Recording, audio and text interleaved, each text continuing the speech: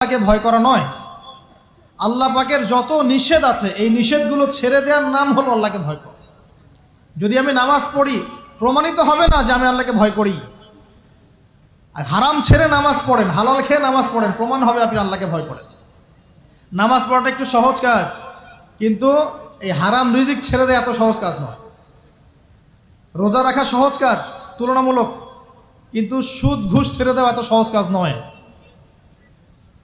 তাসবিহ তাহলিল করা সহজ কাজ, কোরআন তেলাওয়াত করাও সহজ কাজ তুলনামূলক, কিন্তু ওই বোনের সম্পত্তি তাকে ফিরিয়ে দেওয়া এত সহজ নয়।